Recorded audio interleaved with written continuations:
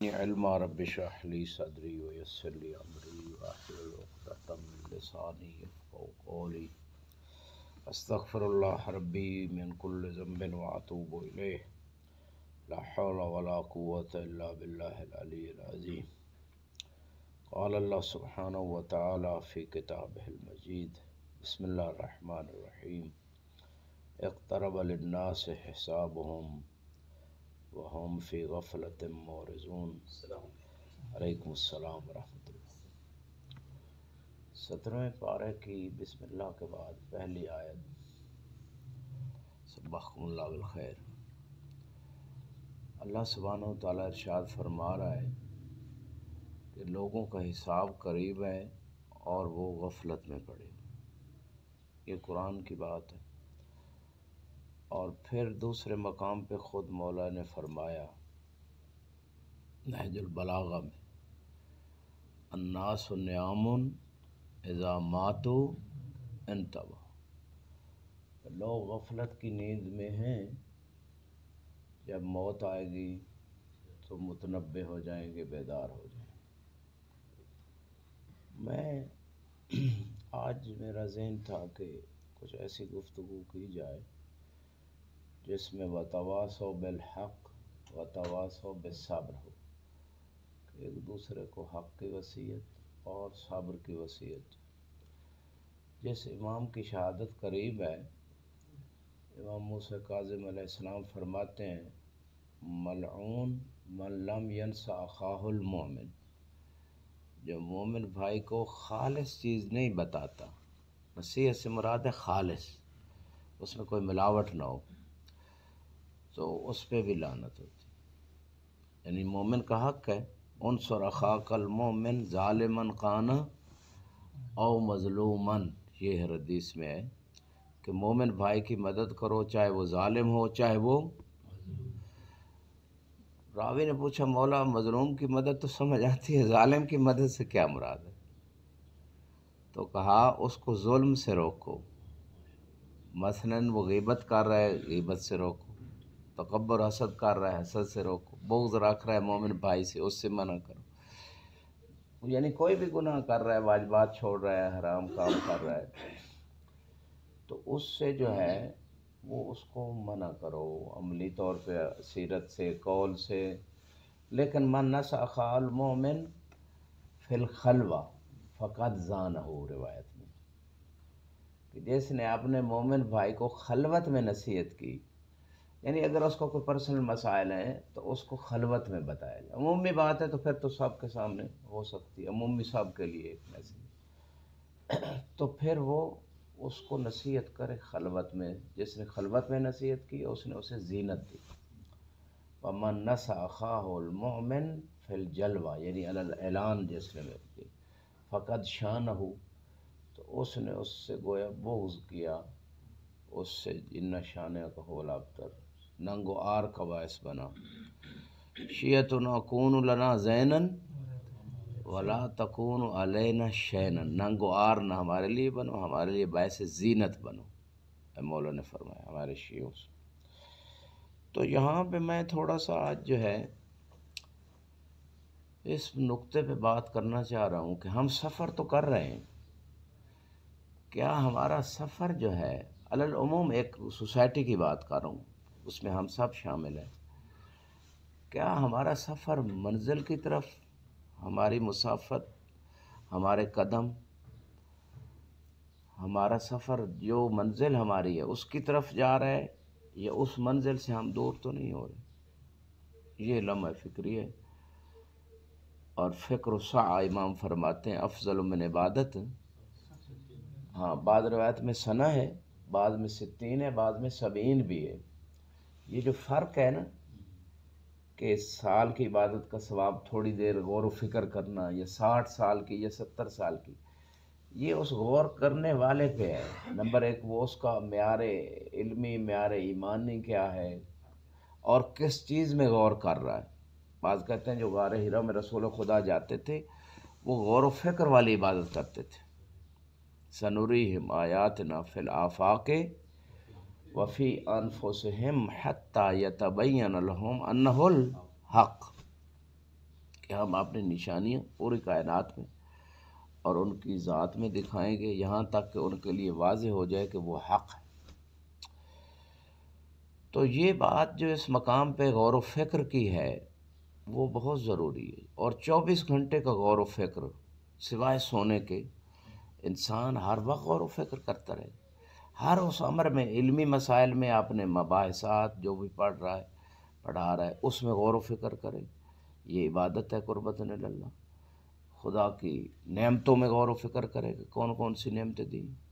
وَإِن تَعُدُّوا نِعْمَتَ اللَّهِ لَا تُحْصُوهَا، اگر تم اللہ کی نعمتوں کو شمار کر لو شمار نہیں کر سکتے، لیکن وہ نعمتوں کو یاد کرنا اور نعمتوں پہ خدا کا زمانی اور عملی شکر ادا کرنا، ان نعمتوں کو ویسے استعمال کرنا جیسے خدا چاہتا ہے، یہ ہے عملی شکر۔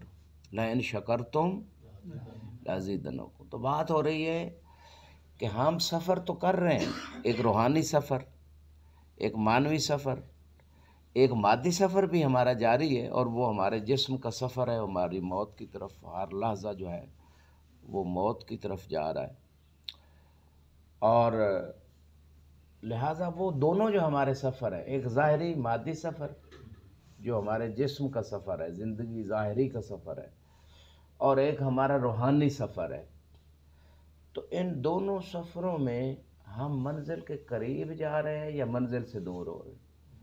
ہم جس مقصد کے لیے خلق ہوئے اس مقصد کے قریب جا رہے ہیں یا اس مقصد سے دور ہو رہے ہیں؟ اس پہ غور و فکر کرنا 24 گھنٹے، اور خصوصاً ڈیلی، جیسے کہ معصوم فرماتے ہیں حاسبوا انفسکم قبل ان تحاسبوا، خود اپنا محاسبہ کرو۔ سب سے بڑا محاسب انسان خود ہے، کیونکہ انسان کے اندر اللہ نے ایک ضمیر رکھا ہے، عقل رکھی ہے، انسان کے اندر اللہ نے نفس لوامہ رکھا ہے جو ملامت کرتا ہے، نفس ہمارا بھی ہے، نفس مطمئنہ تو پھر انہی ہستیوں کے پاس ہے جو ہستیاں اس عظیم منزل پہ ہیں، معصوم ہستی، باقی تقریباً سب کے پاس نفس امارہ اور لوامہ، یہ دو کیفیتیں ہوتی۔ مطمئنہ والا نفس اہل بیت کے پاس ہے، انبیاء کے پاس۔ تو یہاں پہ جو بات ہے کہ انسان اپنا محاسبہ کرے قبل اس کے اس کا محاسبہ قبر میں حشر میں کیا جائے۔ اور اقترب للناس حسابہم کا بھی یہی معنی ہے، لوگوں کا حساب قریب ہے، لوگ سمجھتے ہیں پتہ نہیں کب قیامت آئے گی، لیکن معصوم فرماتے ہیں اذا مات ابن آدم قامت قیامت۔ مولا علی فرماتے ہیں کہ جب ابن آدم کی موت آتی ہے اس کی قیامت وہیں سے شروع ہو جاتی ہے۔ کیسے شروع ہو جاتی؟ کہ قبر اما روضہ من ریاض الجنہ اور حفرہ من حفر النار، نعوذ باللہ، کہ اس کی قبر یہ جنت کا ایک باغ بن جائے گا، جنت کا ایک دروازہ اس کی قبر میں کھول دیا جائے گا، سارے جنت کی نعمتیں، اور وہ جو اس کا برزخی جسم ہے اس میں روح جو جاتی ہے، یہ جسم تو قبر میں رہے گا، اس برزخی جسم میں جو روح جاتی ہے وہ متلذذ ہوگی نعم الجنت سے، جو وادی السلام میں ہوتی ہے، آپس میں حلقے بنے ہوئے ہیں، بیٹھے ہوئے مومنین بیٹھ کے گفتگو کرتے ہیں آپس میں اور جنتوں کی نعمتوں سے لطف اندوز ہوتے ہیں، وہ برزخی روح جو ہے۔ اسی لیے روایت میں کہ جب آپ لوگ کھانا بھیجتے ہو نا، مومنین کی روح وہ پہنچتا ہے، وہ وہاں اس کو اس کی، جیسے مثال کے طور پہ انسان خواب میں کھانا بھی کھاتا ہے، اچھا کھانا اچھا خواب دیکھو تو خوش ہوتا ہے، اسی طرح وہ مومنین کے لیے۔ تو یہ ہے قامت قیامت، حاسبوا قبل ان تحاسبوا۔ میں یہاں پہ ایک سوال جو ہے، ہاں ایک اور روایت، من لم یحاسب نفسہ کل یوم لیس منا، یہاں تک روایت ہے کہ جو روزانہ اپنا حساب و کتاب نہیں کرتا کہ میرے پاس 24 گھنٹے تھے، اس 24 گھنٹے میں کتنی طاعات خدا کی طرف سے مجھ سے مطلوب تھیں، واجبات، مستحبات، کتنے محرمات یا مکروہات کو چھوڑنا میرے ذمہ تھا ان 24 گھنٹوں میں، حقوق اللہ یا حقوق العباد کے اعتبار سے۔ ایک باقاعدہ دفتر بنا لے انسان، میں تو سمجھتا ہوں کہ اس کو ڈیلی لکھ لے کہ آج کا، جیسے ڈائری اکثر لوگ بناتے ہیں، ڈائریاں پرانے زمانے میں تو بہت لوگ لکھتے تھے ڈیلی بیسس پہ، آج میرے ذمہ یہ ڈیوٹی، آج میں نے یہ کرنا ہے، یہ کیا میں نے، یہ سارا کچھ ڈائری میں لوگ لکھتے ہیں، لیکن دنیاوی چیزیں لکھتے ہیں۔ آخرت کی ڈائری میں نے نہیں سنا کسی نے آخرت کے لیے بھی ڈائری بنائی ہوئی ہو، ٹھیک ہے، کہ بھائی میں نے آخرت کے لیے آج یہ کام کیے، دنیا کے لیے یہ کیے، یہ کام میرے ٹھیک تھے، یہ غلط تھے۔ اگر خود پتہ نہیں تو کسی عالم، اہل علم، اہل معرفت سے پوچھے کہ میرے یہ کام میں نے آج کیے ہیں یا کرنا چاہ رہا ہوں آئندہ، اس میں آپ کیا کہتے ہیں؟ اللہ کی رضا کہاں کھڑی؟ محمد و آل محمد کیا چاہتے ہیں؟ تو یہ ڈائری بنانا میں سمجھتا ہوں دل کے اوپر تو چلو ہر بندہ ہر وقت کرتا رہے کوشش، اپنے دل و دماغ سے لکھتا رہے وہ ڈائری، لیکن عملی طور پہ ایک ڈائری بنا لے، تبھی جا کے مثلا بندہ پیپر دے کے آتا ہے، جو بچے وہ گھر میں آ کے پھر چیک کرتے ہیں کہ ہم نے کون سا سوال ملاتے ہیں وہ کتاب سے، کہ کون سا سوال ٹھیک کیا، کتنا ٹھیک کیا، کون سا غلط تھا، میرے اتنے تخمینہ لگاتے ہیں نا کہ اتنا نمبر آئیں گے، تو آخرت کا نتیجہ بھی انسان خود نتیجہ نکالے اور نمبر لگا لے کہ آخرت میں میرے کتنے نمبر آئیں، پاس بھی ہوں یا فیل ہوں، یہ لگانا ضروری ہے میں سمجھتا ہوں۔ یہ نہ ہم سفر تو کر رہے ہوں لیکن منزل سے دور جا رہے ہوں، سفر تو کر رہے ہوں لیکن وہ جیسے مولا فرماتے ہیں نہج البلاغہ میں کہ یہ دنیا و آخرت مشرق اور مغرب کی طرف ہے، یعنی دو جیسے ڈائریکشنز ہیں، دو جہتیں ہیں، اگر انسان مشرق کے قریب ہوتا ہے تو مغرب سے، اور اگر شیخنا مغرب کے قریب ہوتا ہے تو مشرق سے دور ہوتا ہے۔ یہ معصوم نے باقاعدہ یہ مثال دے کے بات سمجھائی، فرمایا کہ اسی طرح دنیا و آخرت ہے، دنیا کے قریب ہو رہا ہے تو آخرت سے دور ہو رہا ہے، آخرت کے قریب ہو رہا ہے تو دنیا سے دور ہو رہا ہے۔ اب عام طور پہ کنسیپٹ یہ ہے کہ دنیا یہی ہے کہ مثلا اگر کسی بندے نے عمامہ پہن لیا ہے یا کوئی بندہ اس فیلڈ میں آ گیا تو وہ تو دنیا دار نہیں ہے، ایسی بات نہیں۔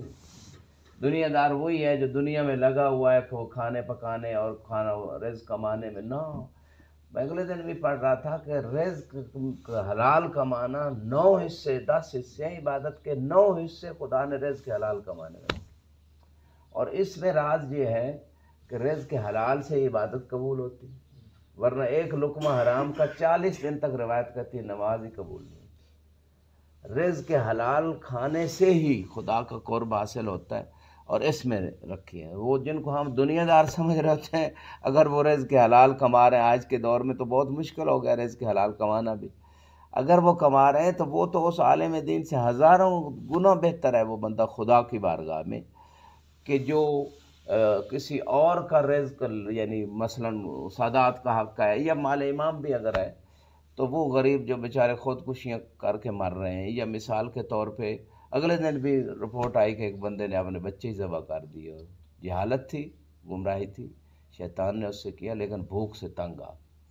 جو خودکشیاں اس دور میں بھی ہو رہی ہیں اسی فاقہ سے، اور مرضوں سے مر رہے ہیں، علاج کے پیسے نہیں، پہننے کے لیے لباس نہیں ان کے پاس، تو وہ ان کا حق زیادہ میں سمجھتا ہوں بنتا ہے ایسے لوگوں سے۔ ٹھیک ہے اگر ایک بندہ واقعاً خدمت دین میں مشغول ہے، اس کا بھی حق ہے، اس کا بھی حق ہے اگر اس کے پاس کوئی اور سورس نہیں، لیکن میں بات کروں توفیقات الہی کہ خدا کے ہم اس فیلڈ میں آگے قریب ہو رہے ہیں، کہیں دور تو نہیں جا رہے، اس پہ غور و حساب کرنے کی ضرورت ہے۔ اس فیلڈ جو دین کا فیلڈ ہے، یعنی میں مختصر اگر کہوں کہ ایک بندہ پوری زندگی اہل بیت کو سمجھنے میں، اہل بیت کے دین کی ترویج میں، اہل بیت کے دین پہ عمل کرنے میں گزار دیتا ہے، 24 گھنٹے اس کا زندگی کا کام ہی یہی ہے، اور پھر خدا کے قریب نہیں ہوتا، پھر وہ صاحب کرامت نہیں ہوتا، تو حساب کتاب کرنے کی ضرورت ہے یا نہیں؟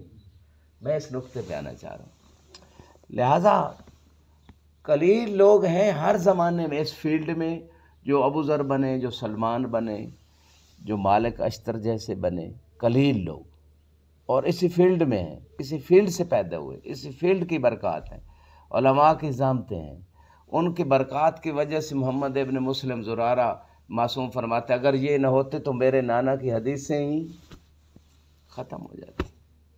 حالانکہ خود امام موجود ہے، امام نے یہ نہیں کہا اگر میں نہ، امام کا وجود بھی ضروری ہے، لیکن ان علماء کی برکات کہ انہوں نے جو علم کو محفوظ کیا آگے بڑھے، لیکن محمد بن مسلم اور زرارہ کا کام کیا تھا؟ کوئی شرعی نہیں لیتے تھے، وہ خود کام کرتے تھے بلکہ بعض آپ نے اصحاب سے امام نے فرمایا مسجد کے دروازے پہ بیٹھ کے جو ہے نا وہ کسی چیز بھائی یہ فروخت خرید و فروخت کیا تھا. تو وہ جو لوگ تھے وہ موفق بھی ہوئے، صاحب کرامت بھی ہوئے، ائمہ نے ان کی مدح سرائی بھی کی، اور وہ علم میں بھی ان کے کیا کمالات تھے. 40 ہزار حدیث سے کہنا آسان ہے. محمد بن مسلم نے میرے بابا سے امام فرماتے ہیں امام باقر سے 40,000 حدیث حفظ کی ہوئی. آج لوگوں کو 40 حدیث نہیں آتی. پورا آپ سروے کر لیں شاہ صاحب روحانی صاحب، آپ سروے کر لیں 40 حدیث کس کو یاد ہے. اور یاد سے فقط زبانی یاد نہیں، یعنی عمل بھی کر رہا ہوں. حفظ سے مراد عملی حفظ بھی ہے، زبانی شکر کے ساتھ عملی شکر بھی ہے. من حافظ من امتی 40 حدیث یشر فقیہا من فقہاء الامہ. مضمون حدیث رسول صلی اللہ علیہ وسلم، فقیہ معشور ہوگا، حفظ یعنی عمل کر رہا اس کو.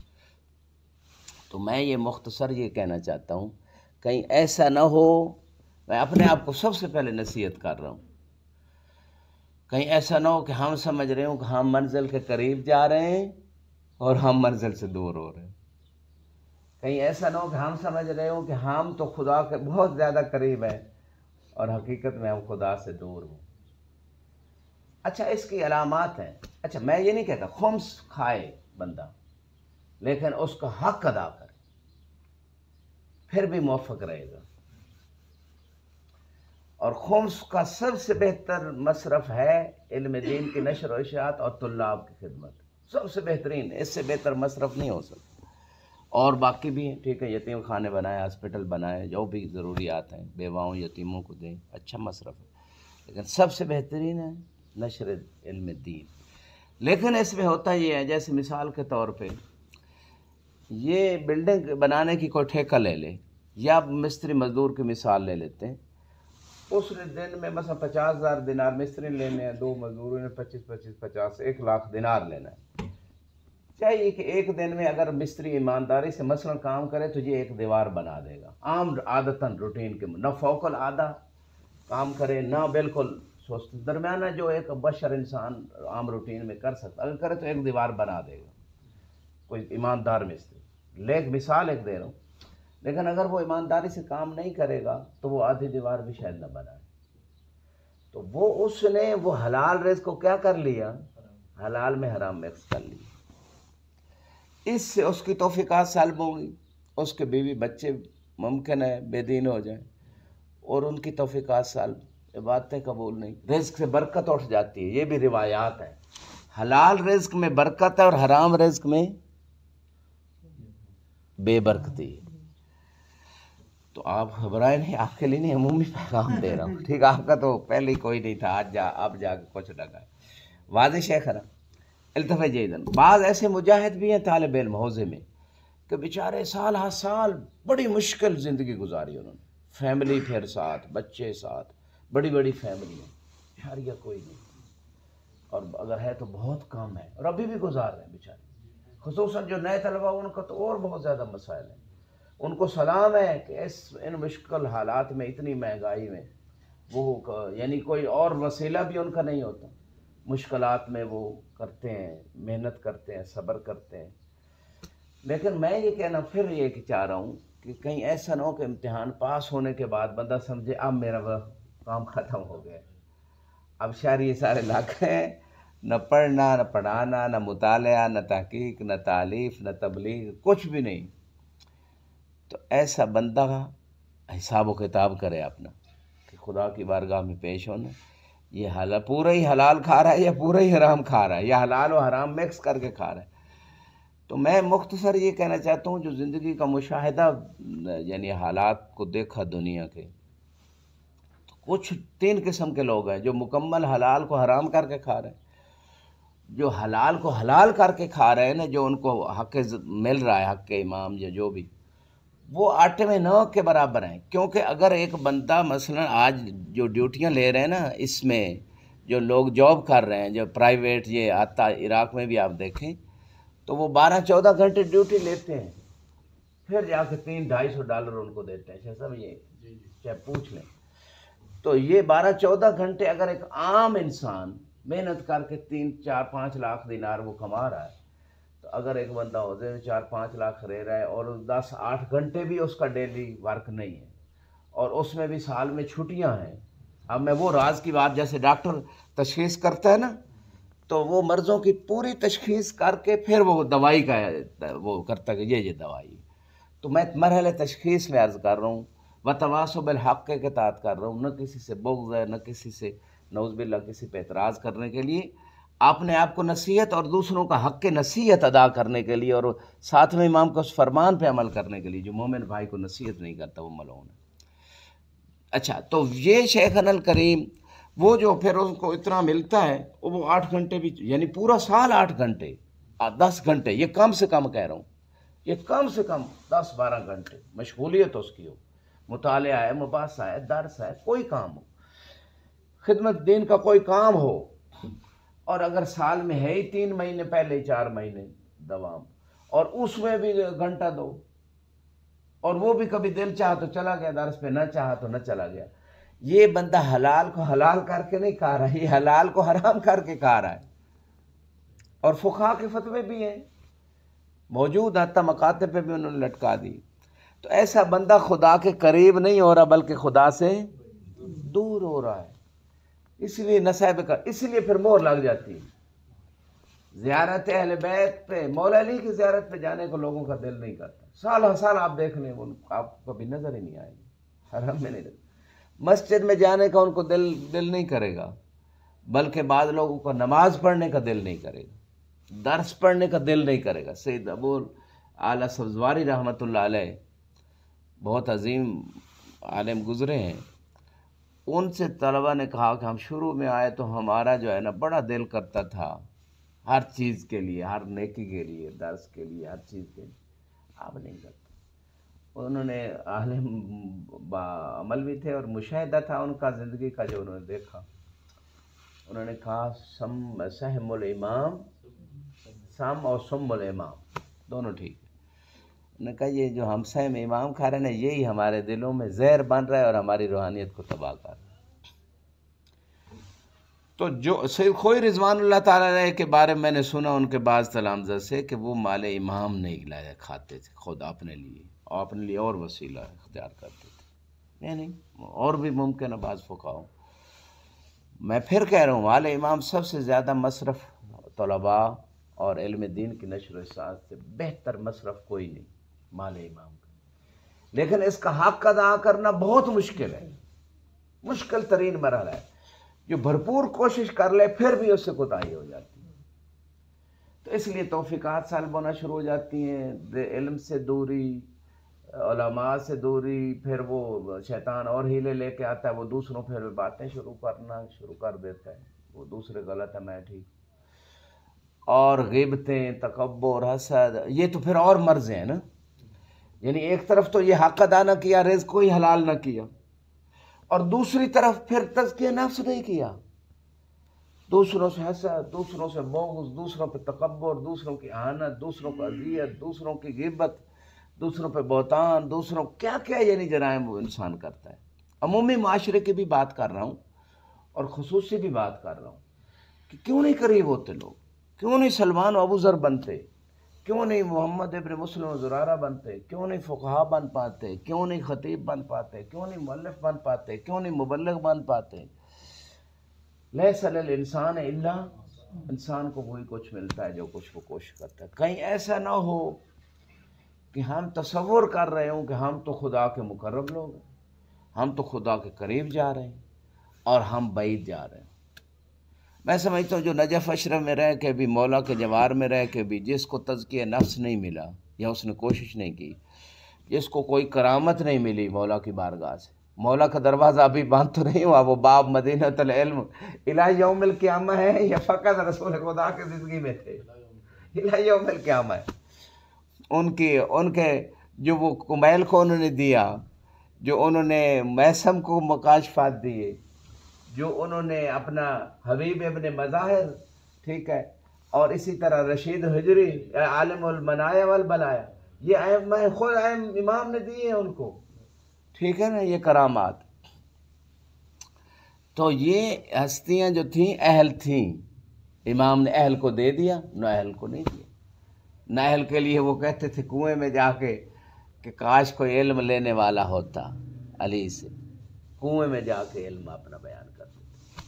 کنویں میں بھی ایک مخلوق رہتی ہے، جنات ہیں مثلا ملائکہ ہیں، اور تو امام یہ بیان کرتے تھے۔ تو مختصر میں یہ اپنے آپ کو نصیحت کر رہا ہوں کہ ہماری جہد بہت زیادہ ہونی چاہیے، اس سپاہی کی طرح جو حالت جنگ میں ہو، ایمرجنسی کی جیسے لگا دیتی نا فوج، تو اس میں چھٹیاں ختم ہوتی ہیں۔ ہم تو امام زمانہ کے نظریاتی اور اس فکری سرحدوں کی حفاظت کے لیے ہم نے اپنی گردن پہ ذمہ داری لے لی ہے، تو یہ ذمہ داری نہ صرف ہماری اپنی ہے، پوری قوم کی ذمہ داری ہماری گردن پہ پڑ گئی نا۔ فلولا نفر من كل فرقة منهم طائفة ليتفقهوا في الدين ولينذروا قومهم اذا رجعوا اليهم لعلهم يحذرون۔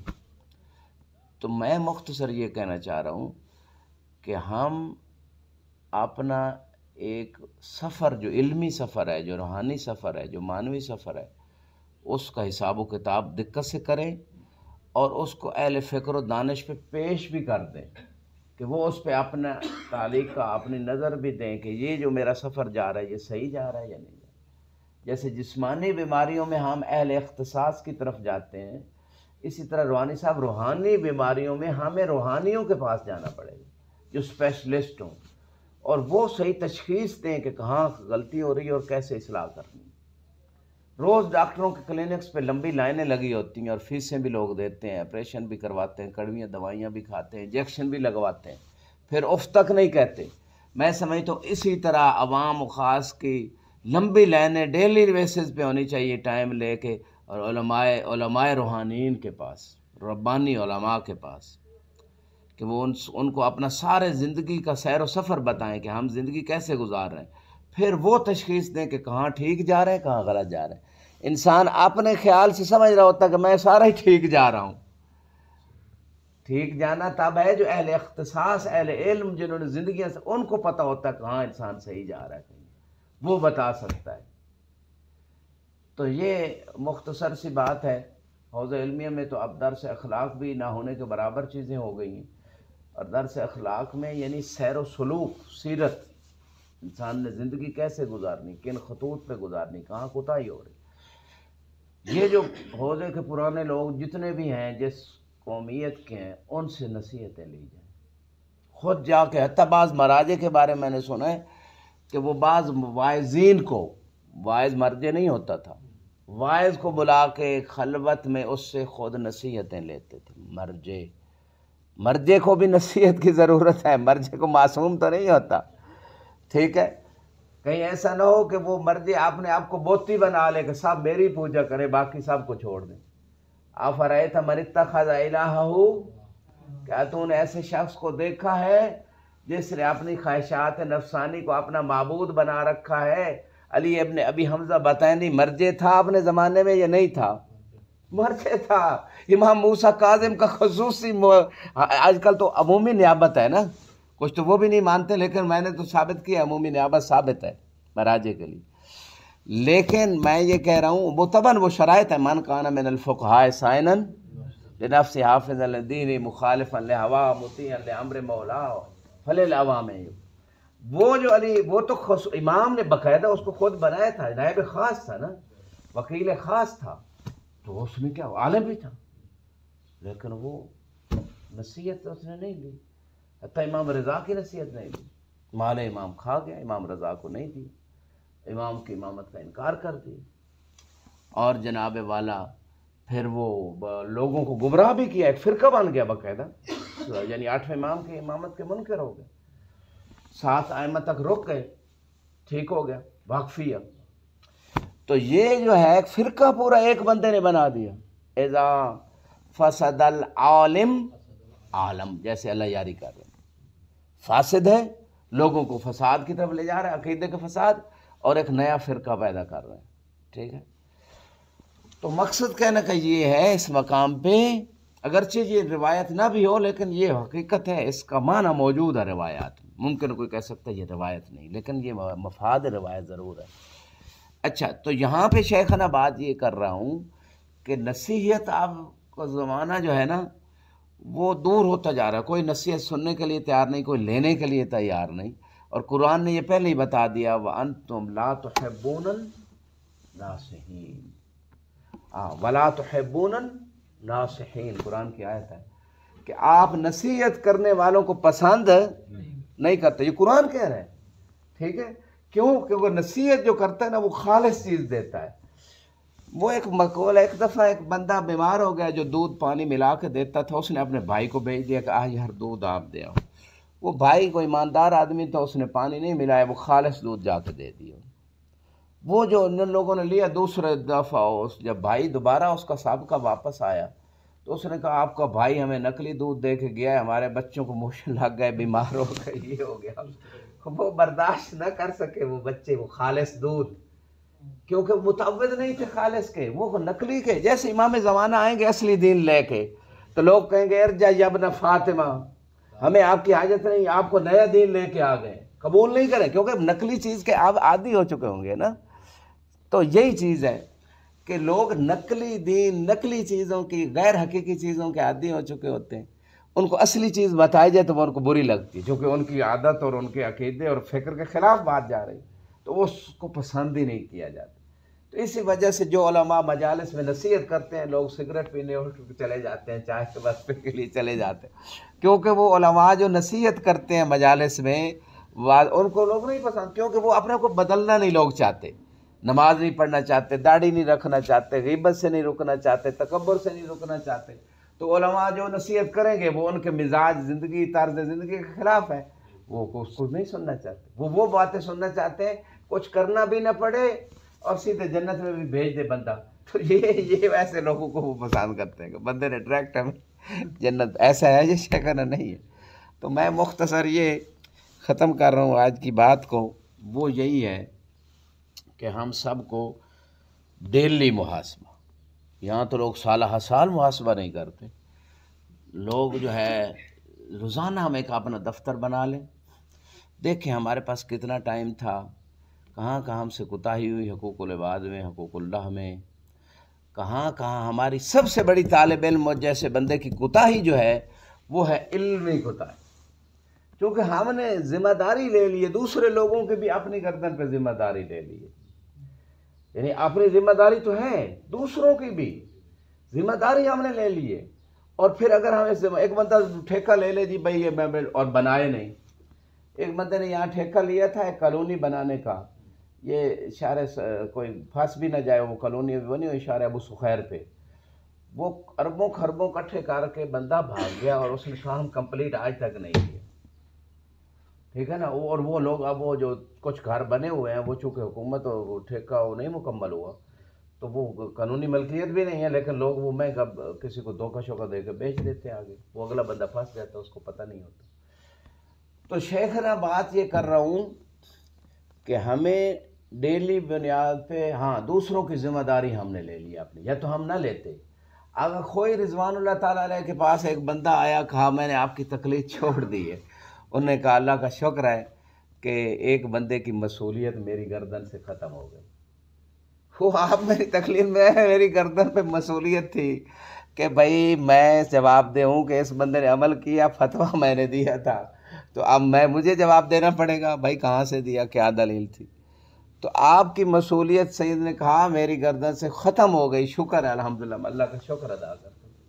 تو ہم نے ایز اے طلباء اس فیلڈ میں جب ہم آ گئے تو ہم نے دوسروں کی گردن، ان کی ذمہ داریاں بھی اپنی گردن پہ لینی. جیسے پیش امام ہوتا ہے، وہ دوسروں کی نماز کی ذمہ داری اپنی گردن پہ لے لیتا ہے، اور اس لیے جو اہل معرفت لوگ ہیں وہ پیش نمازی سے ڈرتے ہیں، پیش نمازی کرانے سے ڈرتے ہیں اہل معرفت، اہل تقوی، اہل خوف، کہ دوسروں کی نمازیں میری گردن پہ آ رہی ہیں، روز قیامت مجھے جواب دینا پڑے گا. اور یہاں ہمارے معاشرے میں پیش نماز کو ایسے ہی کوئی بھی کروا دے اور ایسے ہی سمجھا جاتا ہے. یہ بہت خطرناک اور بہت بڑی ذمہ داری ہے پیش نمازی کرانا. اسی طرح جناب یہ مرجعیت بہت بڑی ذمہ داری ہے دنیا و آخرت میں.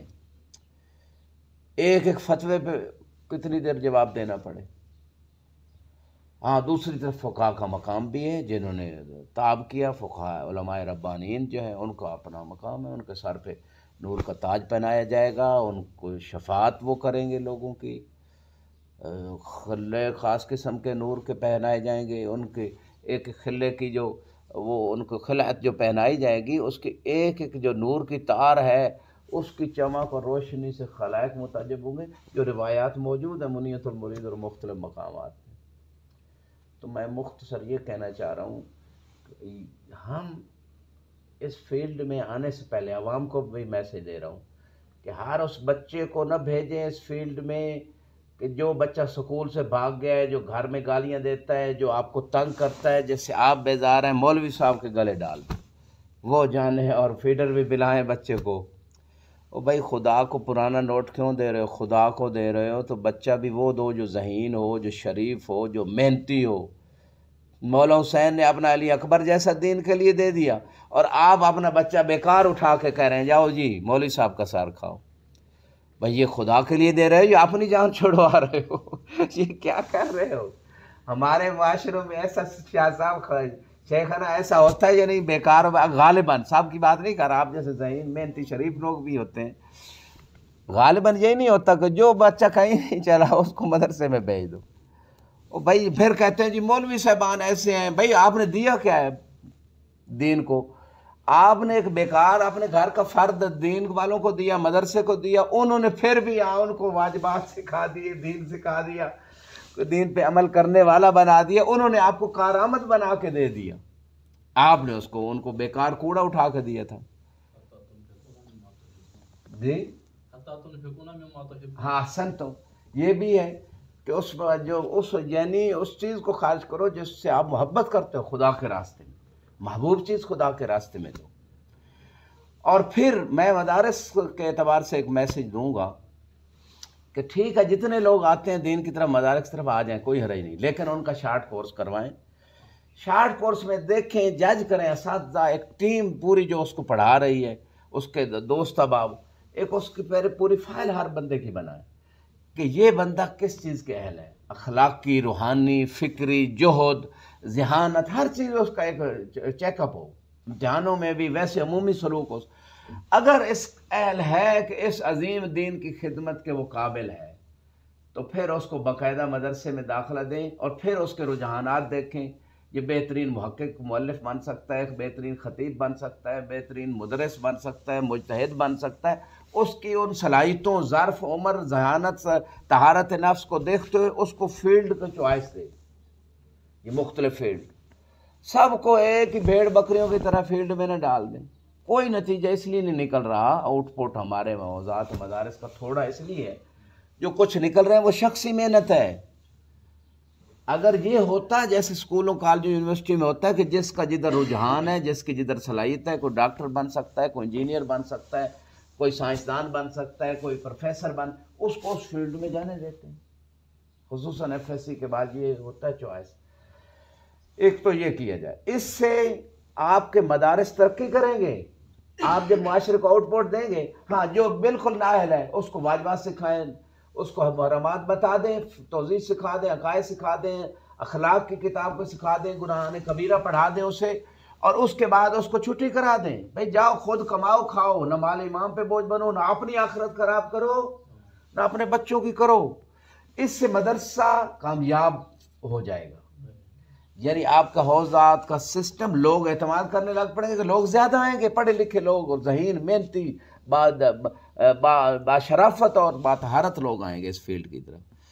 اگر آپ یہ ایک چھاننا لگائیں گے شروع سے، جو آپ نے جیسے ہوتا ہے اسکولوں کالجوں میں بھی، اتنے نمبر نہیں ہیں تو آگے بھی ایڈمیشن نہیں ملے گا فلاں فیلڈ میں، لیکن اگر آپ ہر ایک کو اسی فیلڈ میں کہ بس سر کھپاتے رہو اور مال امام کھاتے رہو، تو الٹا یہ فیلڈ بھی بدنام ہوگا، علماء بھی بدنام ہوں گے، اور علماء کے لباس میں ہوں گے وہی دنیا دار جن کو زبردستی اس فیلڈ میں لایا گیا ہے، دھکیلا گیا ہے، نہ ان کا رجحان تھا، نہ ان کی صلاحیت تھی، نہ وہ کچھ کرنا چاہتے تھے، نہ عمل۔ تو نتیجہ یہ نکلے گا کہ لوگ علماء سے بھی یعنی بیزار ہو جائیں گے، اور یہ فیلڈ بھی بدنام، اور آئندہ لوگوں کا آنا رک جائے گا۔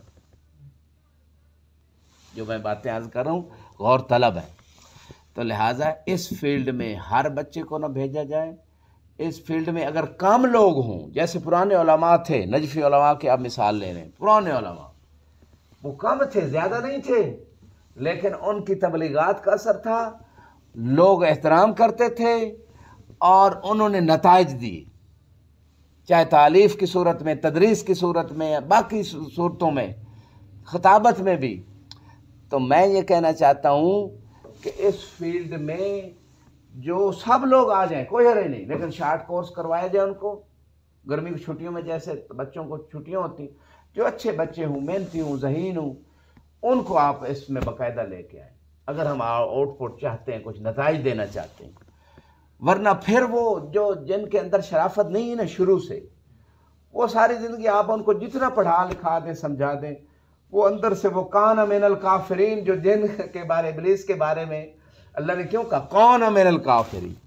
ابلیس کتنا عرصہ رہا جو ہے وہ ملائکہ کی صف میں رہا یا نہیں رہا، عبادتیں اس نے کی یا نہیں کی، لیکن خدا تو جانتا تھا شروع سے ہی، کانا ماضی کے لیے ہوتا ہے، یہ وہ کانا نہیں جو آپ سمجھ رہے ہیں، ٹھیک ہے۔ پاکستان میں بھی ایک کانا حکمران آیا تھا، اس نے تباہی پھیر دی، دہشت گردی، کلاشنکوف کا کلچر، اپنا ہیروئن اور یہ نشے کا کلچر وہ لے کے آئے، امریکی غلامی کا کلچر، ایک کانا تھا۔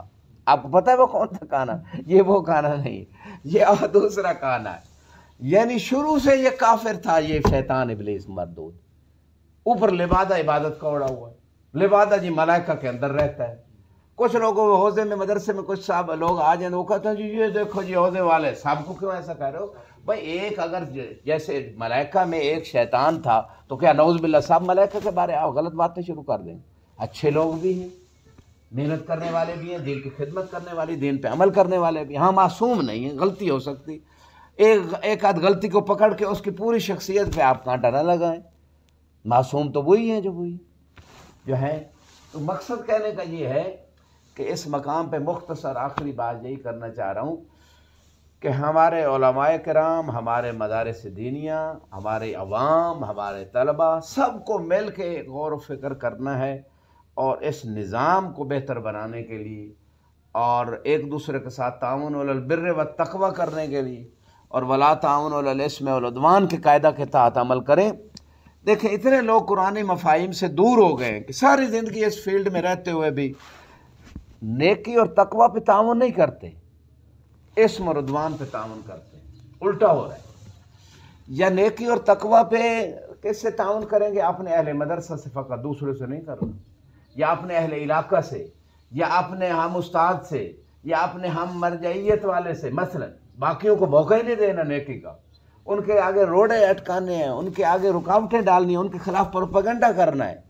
اگر یہی سیکھنے کے لیے انسان حوضوں میں مال امام کھانے آیا تو کیا فائدہ ہو؟ یہ تو پھر وہ دنیا میں رہ کے بھی بندہ کر رہا تھا، پھر اس فیلڈ میں آ کے عالم کے عمل کی جزا دگنی ہے، جیسے روایات میں ان کے برے فعل کی سزا بھی دگنی ہے، جیسے سزات کے بارے میں بھی روایت ہے کہ سید کے نیک عمل کی جزا دگنی اور اس کے برے فعل کی سزا بھی، جیسے سیدوں نے بعض نے جو دین پہ عمل نہیں کرتے، وہ کہتے ہیں ہم تو سید ہیں، ہم تو بخشے ہوئے ہیں، ہمارا تو یہ تو امت کا ہی سارے کام ہے۔